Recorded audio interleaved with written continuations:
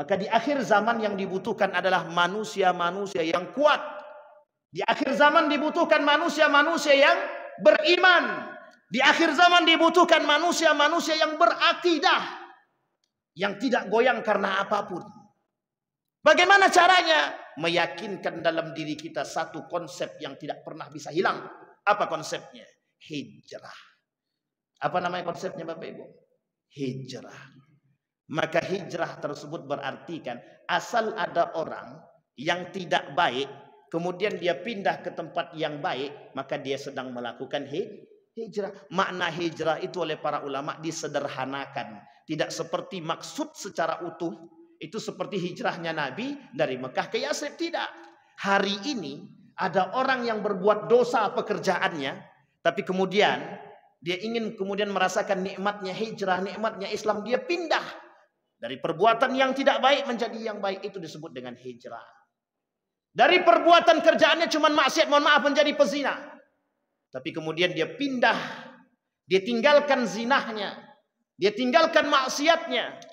Dia kemudian menjadi seorang wanita muslimah yang sejati. Ini dia.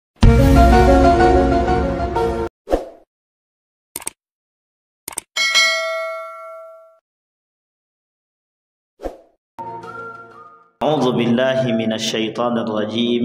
Bismillahirrahmanirrahim.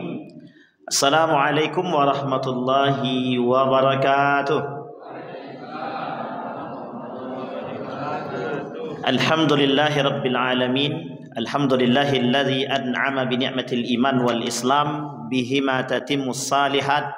Asyhadu an la ilaha illallah wahdahu la syarika lah wa asyhadu anna Muhammadan abduhu wa rasuluh la nabiyya ba'du. Puji syukur kehadirat Allah atas limpahan rahmat dengan mengucapkan alhamdulillah ya rabbil alamin. Bersalawat kepada Nabi dengan mengucapkan Allahumma salli ala Muhammad wa ala ali Muhammad fil alamin innaka Hamidum Majid. Ya ayuhan nasu taqu rabbakumul ladzi khalaqakum min nafsin wahidah wa khalaqa minha zawjaha wa batha minhuma rijalan katsiran wa nisaa wattaqullaha alladzi tasaaluna bihi wal arham innallaha kana 'alaikum raqiba. Bapak Ibu sekalian yang berbahagia, mudah-mudahan Allah limpahkan keberkahan kepada kita semua. Amin ya rabbal alamin. Allah berikan keluarga yang sakinah, mawaddah warahmah, anak-anak yang saleh dan salehah dalam ketaatan kepada Allah insya Allah. Baik Bapak Ibu sekalian yang berbahagia, malam hari ini saya tak dikasih judul. Jadi bingung juga, saya tanya judulnya apa, tak dijawab sama beliau. Mana Pak yang WA saya tadi? Tak dibalasnya. Jadi karena tak dibalasnya WA saya, insya Allah malam hari ini karena ada kaitannya dengan Muharram, kita akan coba kupas sedikit surat Al-Anfal, kemudian surat An-Nisa ayat 100 dari tafsir Wahbah Zuhaili. Kemudian surat Al-Anfal kita coba nanti mengkaji dan mengkaitkan. Bapak Ibu sekalian yang berbahagia, di bulan Muharram itu saya kira Bapak Ibu sudah paham sekali karena setiap tahun kita memperingati Muharram. Yang diperingati tanggal 1 Muharram atau tanggal 10 Muharram? 10. Kenapa 10 Bu? Kenapa peringatan 10 Muharram? Asyura. Asyura itu tanggal apa? Jangan salah paham. Jadi nanti salah satu kegiatan kelompok Syiah Rafidah untuk merubah pola pikir masyarakat Islam yang murni atau dengan sebutan Ahlus Sunnah atau Sunni itu pada tanggal Asyura. Bapak Ibu harus paham, puasa Asyura itu sejarahnya adalah puasanya kaum jahiliyah Yahudi. Jadi Bapak Ibu sekarang sedang puasa jahiliyah. Kalau puasa Asyura, puasa Yahudi maksud saya. Tapi kemudian Nabi berkata, dalam hadisnya Nabi bilang begini, wa ana ahaqqu min, saya lebih berhak daripada kaum Yahudi. Jadi Nabi itu lebih berhak berpuasa Asyura daripada kaum Yahudi, karena ketika itu disebut dengan Bani Israel. Jadi Bani Israel itu mereka melakukan puasa Asyura untuk apa? Ada yang tahu Bapak Ibu mengapa kaum Bani Israel itu berpuasa Asyura? Karena Nabi Musa alaihissalam. Maka Nabi kata, ana ahaqqu minhum, saya lebih berhak dari mereka, kata Nabi. Kenapa Nabi katakan saya lebih berhak dari mereka? Karena kaum Bani Israel kaum yang masuk dalam kategori kadang lurus kadang bengkok. Kenapa kadang lurus kadang bengkok? Sekian banyak para nabi dikirim kepada mereka sebagai bentuk kelebihan Bani Israel. Allah abadikan dalam Al-Quran, wa anni faddaltukum 'alal 'alamin. Jadi orang Yahudi Bani Israel itu merasa lebih pintar daripada kita, merasa lebih hebat daripada orang-orangnya baginda Nabi Muhammad sallallahu alaihi wasallam. Disitulah Bapak Ibu sakit hatinya kaum Yahudi tidak akan selesai. Kenapa? Karena Nabi Muhammad bukan dari golongan mereka. Ditambah baginda Nabi cerita menyampaikan kepada mereka, saya yang lebih berhak puasa Asyura daripada kalian terhadap Nabi Musa. Karena itu bagian daripada nenek moyangnya baginda Nabi Muhammad sallallahu alaihi wasallam. Sampai di sini pahami Bapak Ibu ya. Nah, apa kaitannya dengan baginda Nabi Muhammad sallallahu alaihi wasallam? Sebelum Nabi puasa Ramadan, Nabi puasa dulu, puasanya Asyura. Jadi dulu perintah puasa Ramadan itu bukan ketika di Mekah, tapi perintah puasa Ramadan itu di Madinah, bukan di Makkah. Karena ketika di Mekah puasanya Asyura. Dan puasa Ramadan ada 3 tingkatan yang dulu pernah kita sampaikan kalau kita masih ingat. Sampai di sini paham Bapak Ibu. Nah, kemudian apa kaitannya Asyura dengan kaitannya 1 Muharram? Kemudian dengan peristiwa Asyura pada tanggal 10 itu ada 1 kesedihan yang tidak boleh kita lepaskan. Di sini orang-orang kemudian mengatakan sebagian daripada, mohon maaf, ada orang mengatakan bahwa pelaku-pelaku yang melaksanakan puasa Asyura mereka sedang berdamai dengan Syi'i. Tahu Syi'i? Syiah. Syi'i itu pengikut Syiah namanya. Karena pada tanggal 10 Asyura itu mereka melakukan eksekusi mati terhadap Al-Husain di tanah Karbala. Sampai di sini paham ya Bapak Ibu ya. Mereka kemudian melakukan niyahah. Niyahah itu menangis yang berlebihan, meratap yang berlebihan. Mereka ambil tanah Karbala itu yang kemudian hari menjadi batu yang mereka pegang, dan batu itu kemudian mereka selalu pakai dalam salatnya. Itu kelompok Syiah. Dan mereka memperingati 10 Muharram. Disinilah mohon maaf ada 1 kelompok yang juga ekstremis. Barang siapa yang memperingati Asyura maka dia sudah berdamai dengan Syiah. Itu tuduhan yang paling fatal. Karena berbeda Ahlus Sunnah memperingati Asyura dengan puasa yang dilakukan oleh baginda Nabi Muhammad SAW dalam sunnahnya. Tapi kelompok-kelompok Syiah atau Syiah mereka melakukan ritual-ritual Karbala mulai dari tanggal 8, 9, dan 10. Karena pada tanggal itulah kemudian keluar Al-Husain di bulan Muharram. Al-Husain keluar tanggal 8 sampai di perbatasan tanggal 9, sampai di Karbala tanggal 10. Disitulah kemudian dalam perjalanan yang 2 hari tersebut Al-Husain kemudian meninggal dunia. Sampai di sini paham ya Bapak Ibu, ini sejarah. Nah, pertanyaannya adalah mengapa kita memperingati tahun baru Islam? Ini penting Pak, memperingati. Apa tujuan kita? Saya mau tanya dulu Bapak-bapak, apa tujuan kita memperingati tahun baru Islam? Ini baru-baru ini tenarnya Pak. Dulu tidak ada setenar ini. Tidak ada setenar ini dulu. Baru-baru ini saja. Artinya mulai pada abad ke-19 dan ke-20 mulai tenar. Apa itu peringatan tahun baru Islam? Kalau dulu tidak. Hampir mohon maaf. Boleh tanya dengan anak-anak kita yang sekarang. Jangan yang sekarang, angkatan 20-an lah. Kira-kira mereka kenal tahun baru Islam atau tidak? Kalau mereka kenal, berarti mereka belajar. Kalau mereka tak kenal, itu adalah sisa-sisa. Maksudnya apa? Mereka yang mendapatkan pendidikan berpengaruh, atau pendidikan yang berpengaruh terhadap mereka melalui pendidikan konvensional yang memang menjauhkan nilai-nilai agama dari mereka. Jadi kalau mereka tak kenal tahun baru Islam, Sebenarnya tak salah juga, karena tidak dikenalkan. Kira-kira ada orang tua yang memperkenalkan tahun baru Islam kepada anaknya? Ada, tapi sedikit paling Ustaz.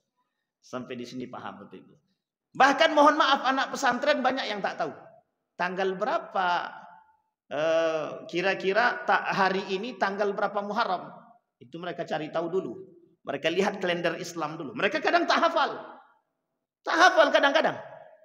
Itu kelemahan kita hari ini. Nah, apa tujuan kita memperingati tahun baru Islam? Yang paling besar adalah kita melawan, kita memberontak pada orang-orang yang sedang merusak Islam. Mereka merusak Islam dengan tahun Masehi. Kita kemudian membangkitkan Islam dengan tahun Muharram. Sampai di sini paham ya? Kenapa kita katakan demikian? Kita ulang kembali abang-abang ganteng yang di depan nih, biar ingat semua. Apa maksudnya? Kita sudah dibuat bodoh oleh peringatan tahun Masehi. Sampai kita lupa kalau kita punya batasan-batasan dalam urusan agama yang kemudian mohon maaf oleh sebagian kalangan hilang nilai-nilai tersebut. Kita ambil contoh peringatan tahun baru Masehi. Boleh Bapak Ibu lihat, keluar laki-laki dan perempuan boncengan. Keluar boncengan. Bapak Ibu membolehkan, mengizinkan anak perempuannya dibawa laki-laki yang bukan mahramnya. Kalau kami tak kasih Pak Ustadz, dia marah-marah. Lebih takut kepada anak daripada masa depan dia. Sehingga apa yang terjadi? Kita izinkan. Berboncengan anak-anak kita keluar, kemudian melihat mereka menunggu di depan kantor-kantor yang dibuat acara tersebut, hanya nengok ke atas kapan kembang api itu meletus, kapan kembang api itu muncul. Kebodohan yang nyata yang dilakukan oleh manusia ketika melihat kembang api. Kembang api itu benda mati yang kita tengok, yang kita tunggu berjam-jam. Bayangkan bodohnya kita dengan perbuatan-perbuatan jahili, dan tidak sedikit yang datang untuk melihat. Sekian banyak yang keluar dari rumah demi melihat tahun baru Masehi. Sekarang pertanyaannya, berapa banyak yang ngisi masjid ketika tahun baru Islam? Berapa banyak? Ini sudah datang kambing pun masih begitu juga. Berarti butuh berapa kambing lagi kira-kira Pak Tri?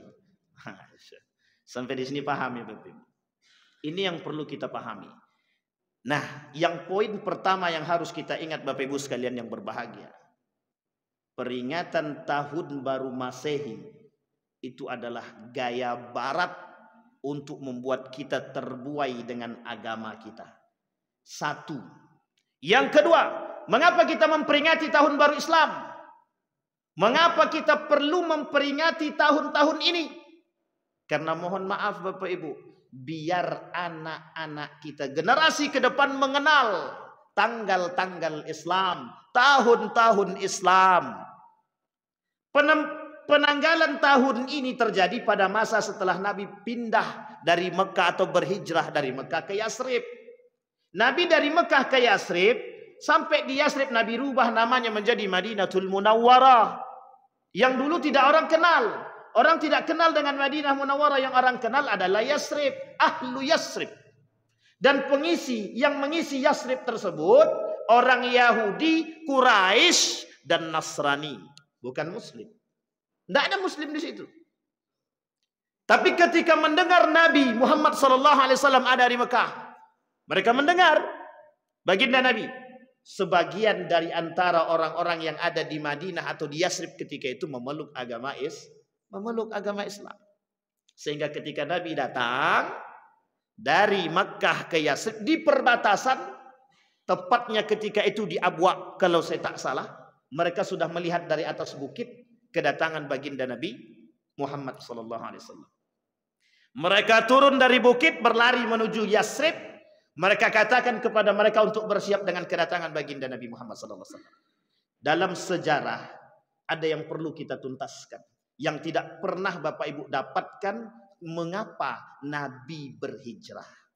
Itu penting Bapak Ibu, karena dalam sejarah Bapak Ibu tidak akan temukan kecuali sejarah Islam yang tebal karya Ibnu Hisham, dan karya Ibnu yang lain. Itu ada banyak. Dalam kitab Ar-Rahiq Al-Makhtum juga ada tertulis. Tapi dalam sejarah Islam yang dipelajari oleh anak-anak kita di pelajaran-pelajaran sekolah itu tidak kita temukan. Mengapa Nabi berhijrah? Itu yang perlu kita angkat, Pak. Nabi berhijrah dari Mekah ke Yathrib ada satu tujuan. Tujuan pertama adalah memperbaiki. Yang di sono kurang baik, yang di sini harus baik. Bagaimana caranya? Nabi pindah ke Madinah atau ke Yathrib, Nabi bangun satu sistem sosial yang baik. Maka disebut dengan masyarakat madani. Tahu Bapak Ibu ya, masyarakat madani? Apa arti masyarakat madani itu? Masyarakat yang sejahtera, masyarakat yang beradab. Maka disebut dengan apa? Madinatul Munawwarah. Arti Madinatul Munawwarah adalah peradaban yang bercahaya. Apa maksudnya peradaban yang bercahaya? Muncul manusia-manusia yang beradab. Maka Bapak Ibu, kalau seandainya Islam saat ini menurun, sebagian para ilmuwan mengatakan mengapa Islam sekarang menurun? Karena tak punya adab. Orang-orang Muslim tak punya adab, tak punya akhlak. Terhadap apa? Terhadap agama Islam itu sendiri. Sampai di sini paham ya Bapak Ibu? Bisa dipahami Bapak Ibu? Tidak usah terlalu serius-serius betul Bapak Ibu. Saya jadi jantungan pula kalau terlalu serius. Jadi Nabi pindah untuk apa? Memperbaiki yang tak baik. Itu yang pertama. Kalau di Mekah Nabi tidak diterima. Karena dakwah Nabi di Mekah dakwah tauhid. Langsung tantang menentang. Ini orang kafir. Yang ini muslim. Orang kafir menyembah patung. Menyembah Ka'bah. Orang muslim tidak menyembah yang satu. Tidak terima orang kafir. Jelas orang kafir tak terima. Maka kata dia, hari ini aku sembah Tuhanmu, besok kau sembah Tuhan kami. Sampai di sini paham? Turun ayat, Qul ya ayyuhal kafirun. Tidak mau Nabi. Disitulah alasan semakin sakit hatinya kaum kafir tadi. Ini orang tidak bisa diajak kompromi nih. Karena jumlah umat muslim sedikit.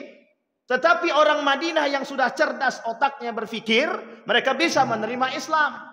Ketika mereka sudah menerima Islam, tujuan Nabi kedua adalah membangun kekuatan.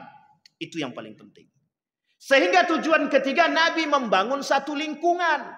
Apa maksudnya membangun satu lingkungan? Lingkungan yang baik, lingkungan yang Islami. Maka ketika itu Madinah disebut sebagai negara madani. Sampai di sini paham Bapak Ibu? Yang Allah sebutkan di dalam Al-Quran, baldatun Thayyibatun wa Rabbun Ghafur. Itu yang pertama Madinah. Kemudian yang kedua setelah Fathu Makkah, barulah kemudian Mekah juga dikatakan baldatun thayyibatun wa Rabbun Ghafur. Sampai di sini paham? Ini konteksnya Bapak Ibu. Ada 3 poin besar Nabi pindah dari Mekah ke Yathrib. 1 untuk memperbaiki, yang kedua untuk membangun kekuatan. Yang terjadi apa? Ketika Nabi sudah sampai di Madinah, Nabi punya kekuatan. Ketika Nabi rindu dengan Mekah, Nabi ingin sampai ke Mekah, ingin berhaji ke Mekah, kemudian tidak mendapatkan tempat, orang-orang kafir tidak menerima kedatangan mereka. Kemudian pada masa yang kedua, terjadi yang disebut dengan penaklukan kota Mekah, hasil daripada pemboikotan yang mereka lakukan dalam jalur perdagangan dan ekonomi. Yang tidak pernah disebut. Orang-orang Madinah tak mau terima. Tidak mau menerima orang-orang Mekah yang datang untuk berdagang ke Madinah. Sementara di Madinah adalah pusat perdagangan terbaik ketika itu. Bingung orang Mekah. Kalau sempat Madinah memboikot, kami mau kemana? Tidak tahu mereka. Nabi sudah bangun. Nabi sudah membangun kekuatan di Madinah. Singkat cerita, ketika kekuatan Nabi terbangun, kata Nabi, kita akan menaklukkan kota Mekah. Alhamdulillah di perbatasan Nabi menunggu. Untuk kemudian para sahabat menunggu perintah dari Nabi, kapan Mekah mau ditaklukkan. Datanglah Abu Sufyan, terpaksa masuk Islam, takut mohon maaf. Apa ketakutan Abu Sufyan? Takut dijarah, takut hartanya diambil, takut dibunuh, takut keluarganya disiksa. Singkat cerita kemudian, datanglah penawaran. Abu Sufyan kemudian mengatakan keislamannya di hadapan baginda Nabi Muhammad sallallahu alaihi wasallam. Turun perintah kemudian mengatakan dalam hadis Nabi itu, masuklah ke rumah Abu Sufyan. Barang siapa yang masuk ke rumah Abu Sufyan dia selamat. Tapi kemudian tidak hanya itu saja. Barang siapa yang masuk ke dalam rumah-rumah mereka, maka mereka sesungguhnya akan selamat. Sampai Nabi kemudian menaklukkan kota Mekah. Semua orang-orang Mekah yang tidak mau masuk Islam, mereka masuk ke dalam rumah mereka masing-masing. Yang mau masuk Islam, mereka keluar. Disitulah kemudian mereka bersyahadat kepada Nabi. Apa yang dimaksud? Nabi menaklukkan kota Mekah tanpa mengeluarkan darah sedikit pun. Dan ini pernah terjadi, pernah. Ketika Erdogan dengan Fethullah Gulen menaklukkan Turki, menumbas Kemal Atatürk dengan politik identitas, tidak satu darah pun yang tumpah ketika itu. Apa maksudnya? Politik identitas. Apa maksud politik identitas? Kembali kepada agamamu. Apa maksudnya kembali kepada agamamu? Tinggikan nilai agama. Hari ini kita kebingungan, seperti manusia yang kehilangan induknya. Sebenarnya tidak begitu. Seperti, mohon maaf ya, seperti anak kehilangan induknya. Tapi sebenarnya tidak begitu. Orang Islam tak tahu kemana arah Islam itu. Yang lucunya adalah orang Islam tidak mengenal nilai Islam. Ini kelebihan kita hari ini. Itu bukan kelebihan, kekurangan kita hari ini. Orang Islam tidak mengenal nilai Islam. Mereka tahu berdua-duaan laki-laki dengan perempuan itu tidak baik. Tapi mengapa itu mereka tetap lakukan? Mereka sadar. Mereka tahu hukum pacaran itu haram. Tapi mereka masih pacaran. Bahkan orang tuanya mendukung. Kan ta'aruf. Ta'arufnya berapa tahun? 10 tahun. Tidak ada istilah ta'aruf 10 tahun. Dan dalam situasi ta'aruf ada banyak hal yang harus diperhatikan. Dan ini penting Bapak Ibu. Muslim. Muslim mereka, tangan mereka mencuri. Salat mereka tapi mereka korupsi. Salat mereka tapi mereka suap. Salat mereka tapi mereka jual beli jabatan. Pertanyaannya adalah Muslim. Sampai di sini paham ya Bapak Ibu. Maka kemudian ada satu cerita di dalam Al-Quran. Dalam surat An-Nisa ayat 100. Man yuhajir fi sabilillah yajid fil ardi muragaman katsira wasa'ah. Wa man yakhruj min baitihi muhajiran ila Allah thumma yudrikuhul maut faqad waqa'a ajruhu 'ala Allah. Dalam hadis Nabi mengatakan faqad dakhalal jannah. Ini Jundub bin Damrah, seorang pemuda ahlu Makkah, kafir Quraisy. Dia kemudian bukan muslim, tapi dia berhijrah dari seorang kafir menjadi seorang muslim. Hijrah untuk mendapatkan kebaikan dalam diri dia. Bagaimana cara dia mempertahankan diri dia agar bisa menjadi orang yang baik? Karena dia sudah merasa capek. Bapak Ibu sekalian yang berbahagia, hidayah itu bukan di tangan kita.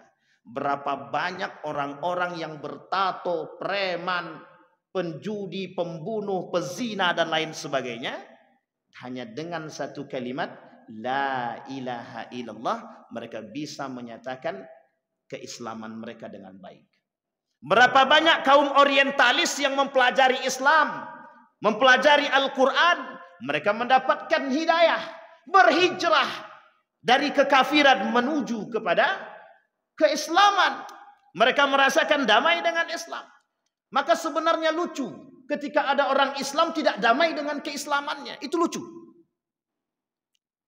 Nigel Ghassam, seorang ilmuwan, kalau saya tak salah Australia, yang mengkaji Al-Quran, tujuannya untuk mencari tahu di mana letak kelemahan Al-Quran secara astronomi.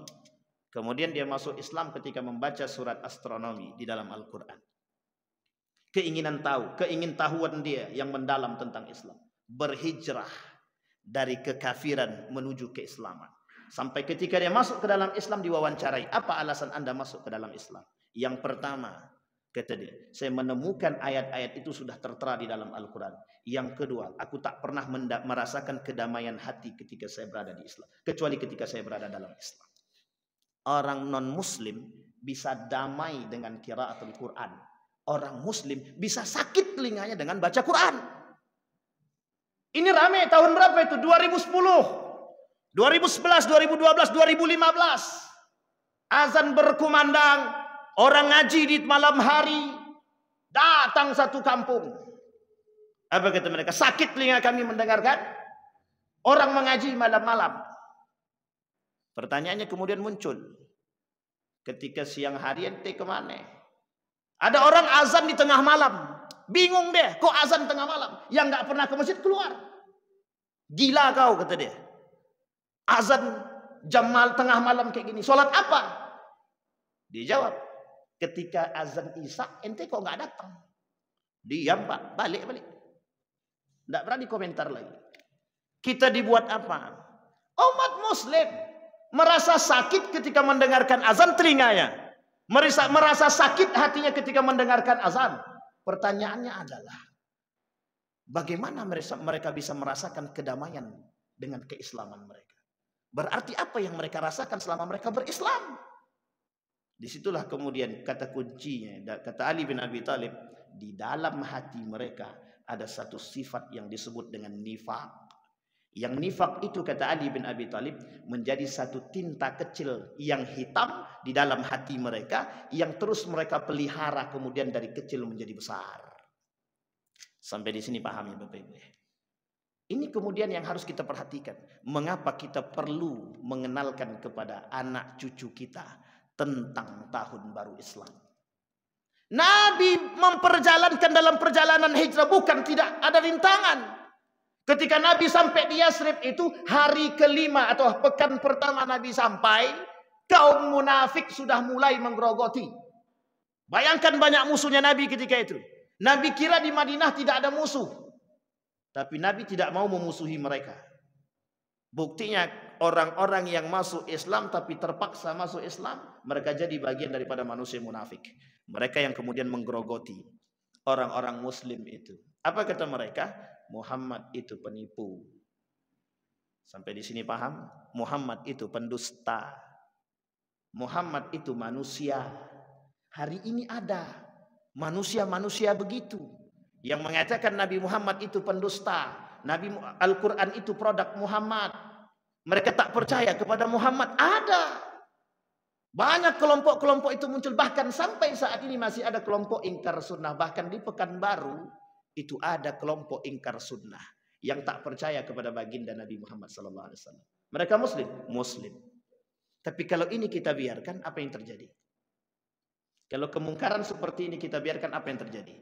Semua orang akan mengikuti pola pikir mereka. Andai kata kita tidak punya iman yang kuat, akidah yang baik, kira-kira selamat atau tak selamat? Kita ambil contoh, anak kita yang tidak mengenal kalender Islam itu karena apa? Karena pengaruh pergaulan. Yang kedua, karena apa? Karena kita tidak pernah mengenalkan mereka. Apa sebab? Karena kadang-kadang kita juga rendah pemahaman agama. Apa sebab? Karena kita tak belajar. Mengapa mereka tidak mengenal kalender agama? Karena kita, mohon maaf, kita anti dengan pesantren. Kita anti dengan pelajaran agama. Dulu begitu. Sekolah kemana kau? Aku nak sekolah pesantren. Mau jadi apa kau sekolah pesantren? Begitu dulu. Nanti kau tak kerja, paling balik-balik tukang doa, tukang baca yasin. Cara mereka meremehkan dan menghina orang-orang yang keluar dari pesantren. Orang-orang yang belajar agama. Mau sekolah di mana? Di madrasah. Alah, paling balik-balik jadi tukang doa. Paling balik-balik jadi guru ngaji. Coba bayangkan. Cara mindsetnya berubah. Dirubah segitu. Dirusak segitu sedemikian rupa. Agar kita jauh. Dan kita termasuk orang yang punya peran menjauhkan nilai-nilai agama. Kepada siapa? Kepada generasi kita. Sadar atau tidak sadar, itulah yang sedang terjadi saat ini. Kita berusaha menjauhkan nilai-nilai agama dari anak-anak kita dan generasi kita. Maka kita menghimbau, salah satu tujuan penting memperingati daripada tahun baru Islam adalah semangat jihad, semangat hijrah, semangat berbuat baik, al-amru bil ma'ruf, dan semangat an-nahyu 'anil munkar. Hari ini Bapak Ibu sekalian yang berbahagia, kita mencoba setiap tahun kita memperingati. Tapi mengapa setiap tahun kita tidak semakin baik? Pertanyaannya adalah, di mana letak kesalahannya? Kesalahannya adalah terlalu terlena dengan dunia. Terlalu kita terlena dengan urusan kita tanpa mau punya perhatian terhadap urusan agama. Bahkan mereka mengatakan, agama bukan urusanmu, itu urusan Allah. Betul. Tapi kalau Anda tidak mengerti agama, Anda yang rusak. Hari ini bayangkan banyak perkataan yang muncul dan perkataan yang melemahkan kita sebagai kaum mukmin dan muslim. Apa mereka kata?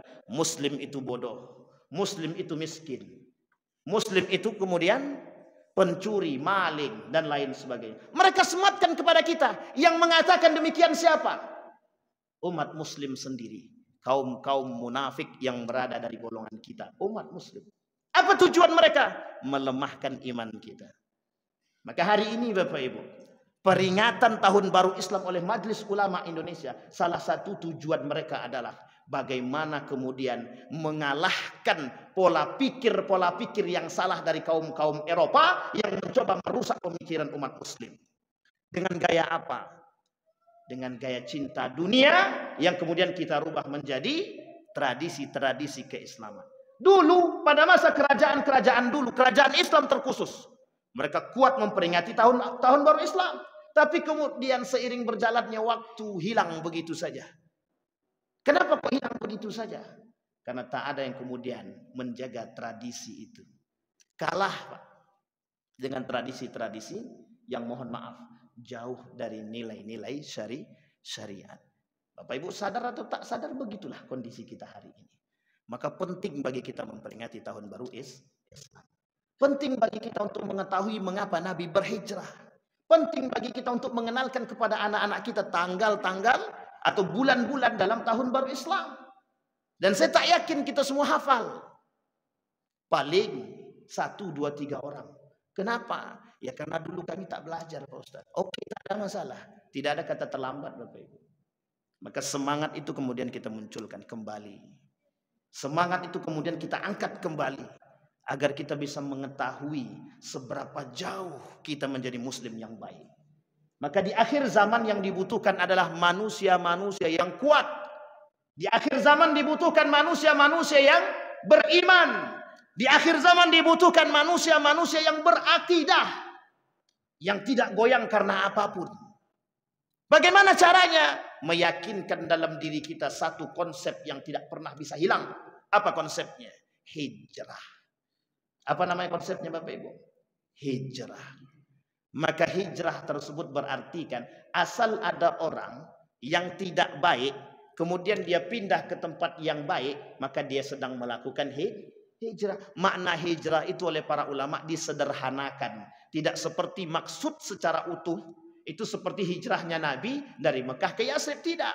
Hari ini ada orang yang berbuat dosa pekerjaannya, tapi kemudian dia ingin kemudian merasakan nikmatnya hijrah, nikmatnya Islam. Dia pindah dari perbuatan yang tidak baik menjadi yang baik. Itu disebut dengan hijrah.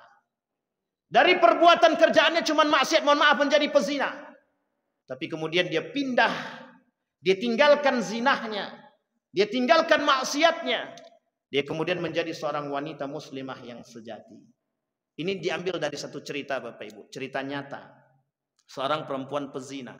Dia tuliskan satu tulisan dalam buku yang judul bukunya, Tuhan maafkan kami sedang berzina. Itu bahasa Pak, bahasa yang dia tuliskan. Selesai dia menuliskan buku itu, dia bertobat kepada Allah. Kita tak tahu Pak hidayah dari siapa. Dan saya sering mengulang-ulang cerita Bapak Ibu. Seorang profesor, kebetulan guru saya, naik pesawat, bertemu dengan seorang wanita, hafal Quran, hafal hadis, hafal sirah, bahkan hafal kitab Riyadhus Shalihin. Saya tanya Bapak Ibu muslim semua, ada yang hafal kitab Riyadhus Shalihin hari ini? Tidak ada. Kita coba tanya pada asatid-asatid kita saat ini, baik yang begitu sudah kondang dan yang tidak kondang, kita tanya ada tidak yang hafal Riyadhus Shalihin? Tidak ada. Dari sekian banyak para da'i saat ini, ada tidak yang hafal Quran berserta tafsir-tafsirnya? Tidak ada. Kecil Pak, dari 1000 orang mungkin 1. Sekarang pertanyaannya, ketika profesor tadi bertemu dengan perempuan tadi, di dalam pesawat perempuan itu berpakaian rapi dan berkerudung. Turun dari pesawat, ketika pesawatnya turun, kemudian keluar dari sininya tanda salib. Apa yang terjadi? Menangis profesor tadi. Sepanjang perjalanan dari Indonesia ke Amerika, dalam pesawat mereka berdiskusi tentang keislaman. Begitu bangganya profesor tadi dengan perempuan tadi. Ternyata ketika dia turun mengambil bagasi, keluar dari sini. Tanda yang tidak diduga. Apa yang dia katakan? Perempuan tadi katakan, kalau dipertemukan kembali, aku akan sampaikan apa yang harus aku sampaikan. Qadarullah, Pak. Allah mempertemukan mereka. Di mana Allah pertemukan? Di lobi. Hotelnya sama. Apa kata perempuan tadi kepada profesor tadi? Innaka lam tahdi man ahbabta, walakin Allah yahdi man yasha. Perempuan, ternyata dia biarawati. Hafal Al-Quran, hafal hadis, hafal kitab Sunan Ibnu Majah, hafal sejarah Islam, hafal kitab Rahik Al-Makhtub. Bayangkan Pak, kurang bagus apa? Sangat bagus. Kita sulit mendapatkan generasi seperti itu saat ini. Ternyata dia non-muslim. Ingat Bapak Ibu, non-muslim itu dalam misinya yang disebut dengan misionaris. Mereka sengaja mempelajari bahasa Arab, mereka sengaja mempelajari Al-Quran. Dan mohon maaf, mereka menghafal Al-Quran. Snok Horgan hafal Quran Pak. Snok Horgan paham hadis. Snok Horgan itu ahli fatwa, mufti. Diberikan kewenangan pada masa kerajaan Samudra Pasai. Ketika dia pulang dari Mekah sampai ke Aceh, dia porak-porandakan kerajaan Samudra Pasai. Dia masuk Islam terpaksa karena hanya tujuannya cuma satu, untuk menghancurkan Islam. Sampai di sini paham Bapak Ibu ya? Kembali kepada persoalan kita, memperingati malam tahun baru itu hakikatnya adalah bagaimana kita bisa menumbuhkan semangat juang, semangat hijrah dalam diri kita agar bisa kembali kita menumbuhkan nilai-nilai Islam yang saat ini, mohon maaf, mulai hilang secara perlahan. Kita kembalikan. Di masa ini kita usahakan untuk kembali membangkitkan kebangkitan Islam dari tangan generasi-generasi kita. Insya Allah. Saya kira itu saja Bapak Ibu. Mudah-mudahan ada manfaatnya bagi kita semua. Ada pertanyaan Bapak Ibu? Tidak ada, alhamdulillah. Baik Bapak Ibu sekalian yang berbahagia. Karena kalau bertanya mesti lewat waktunya kan. Salah, lain waktu. Kalau kita ketemu lagi kita sampaikan permasalahan-permasalahan yang memang unik di antara kita. Insya Allah mudah-mudahan bermanfaat bagi kita semua. Fa'tabiru ya ulil absar la'allakum tuflihun. Assalamualaikum warahmatullahi wabarakatuh.